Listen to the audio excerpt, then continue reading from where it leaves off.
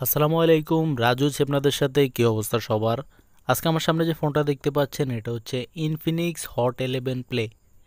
এই ফোনটাতে একটা সমস্যা হচ্ছে, তা হচ্ছে আমরা যদি ফোনটাতে গান বাজাই তখন কিন্তু ফোনটাতে আসলে খুব আস্তে আস্তে সাউন্ড শোনা যায়, মানে একদম লো সাউন্ড। সো ইনফিনিক্সের অনেকগুলো মডেলেই আসলে এ ধরনের সমস্যা খুব বেশি দেখা যায়। এর কারণ মূলত এই ফোনটার উপরের সাইডেও কিন্তু সাউন্ড বের হওয়ার কোনো জায়গা নেই, এবং ফোনের নিচের সাইডেও কিন্তু সাউন্ড বের হওয়ার কোনো জায়গা নেই। এর সাউন্ড বের হওয়ার জায়গা আসলে উপরের যে কথা শোনার স্পিকার আছে এখান দিয়ে খুব আস্তে আস্তে করে সাউন্ড আসে, মানে আমরা কোনো গান প্লে করলে সাউন্ডটা খুব কম শোনা যায়। সো আজকের এই ভিডিওতে আমরা এই ফোনটার এই সমস্যাটির সমাধান করার চেষ্টা করব। সো কথা বাড়াবো না, চলুন শুরু করা যাক আমাদের আজকের এই ভিডিও। সো এখন আমরা যেটা করব, আস্তে আস্তে করে ফোনটাকে ফুললি খুলে ফেলবো, অ্যান্ড খুলে আপনাদেরকে দেখাবো যে একটা ট্রিকের মাধ্যমে আসলে আমরা এই ফোনটাতে কিন্তু ফুললি সাউন্ড বাড়িয়ে নিতে পারি। মানে অন্যান্য ফোনগুলোতে সাউন্ড বাড়ালে যেরকম সাউন্ড থাকে, এই ফোনটাতেও কিন্তু সাউন্ড বাড়ালে একই রকমভাবে সাউন্ড শোনা যাবে। সেজন্য আমাদেরকে কিছু ট্রিক করতে হবে, অ্যান্ড ট্রিক খাটিয়েই আসলে আমরা এই লো সাউন্ড সমস্যাটির সমাধান করব। সো আপনারা দেখতেই পাচ্ছেন আমি আস্তে আস্তে করে কিন্তু ব্যাক পার্টটা খুলে ফেলতেছি, অ্যান্ড ব্যাক পার্ট খোলার সময় একটু সাবধানতাভাবে খুলতে হবে, কারণ হচ্ছে এখানে ফিঙ্গার রয়েছে, ফিঙ্গারটা যেন কোনোভাবে টান লেগে ছিঁড়ে না যায়। আমরা আস্তে আস্তে করে ব্যাক শেলটা খুলে নিয়েছি। সো এই ফিঙ্গারে অবশ্যই খেয়াল রাখবেন, অনেক সময় ফিঙ্গার টান খেয়ে ছিঁড়ে যেতে পারে, সেজন্য আস্তে আস্তে করে খুলবেন।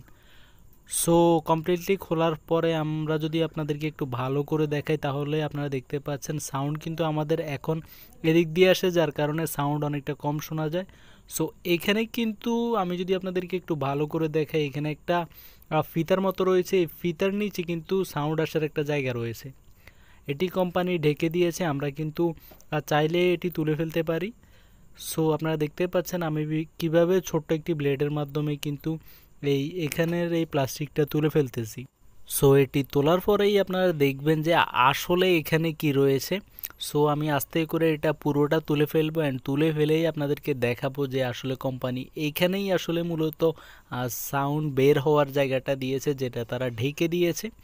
সো আপনারা দেখতেই পাচ্ছেন এখানে কিন্তু সাউন্ড বের হওয়ার একটা জায়গা রয়েছে, এটি কোম্পানি কিন্তু দিয়ে দিছে, কিন্তু কেসিংয়ের মধ্যে আসলে এরকম কোনো সাউন্ড বের হওয়ার জায়গা নাই যে এই সাউন্ডটা এদিক দিয়ে বের হয়ে কেচিং দিয়ে বের হতে পারবে।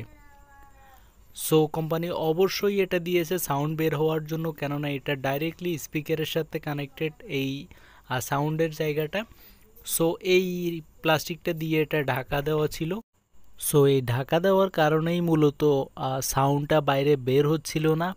সো আমরা যেহেতু এখন স্টিকারটা তুলে দিয়েছি, সেহেতু এখন থেকে কিন্তু এদিক দিয়ে সাউন্ড খুব সুন্দরভাবে বের হবে।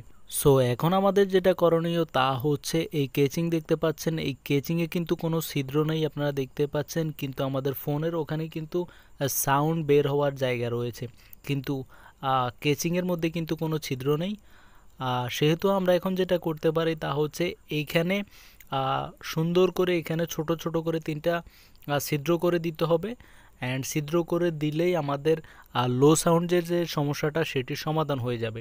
আপনি একটা বিষয় খেয়াল করেন, উপরের যে জায়গাটা দেখতে পাচ্ছেন মানে সাউন্ড বের হওয়ার জায়গা, এই জায়গাটা কিন্তু কোম্পানি নিজে থেকেই দিয়েছে, যাতে পরবর্তীতে যদি সাউন্ডের কোনো সমস্যা হয় তাহলে যেন এটি এভাবে সমাধান করা হয়। সেজন্যই আসলে এই সাউন্ড বের হওয়ার জায়গাটা দিয়েছে।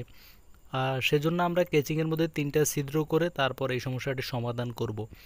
সো এখন আমি ফোনটা ফিটিং করে ফেলবো, যখন এই ফোনটার কাস্টমারটা আসবে তার সাথে কথা বলেই কিন্তু আসলে এই কেচিংয়ের মধ্যে ছিদ্র করব, কারণ তাকে না জিজ্ঞেস করে করলে পরবর্তীতে তিনি যদি সমস্যা করেন, সেজন্য অবশ্যই তাকে জিজ্ঞেস করে তার উপর কাজ করব। সো এই ছিল আজকের এই ভিডিওটি ভালো লাগলে লাইক করতে ভুলবেন না, অ্যান্ড চ্যানেলে নতুন হলে সাবস্ক্রাইব করতে ভুলবেন না। আজ এ পর্যন্তই, ধন্যবাদ।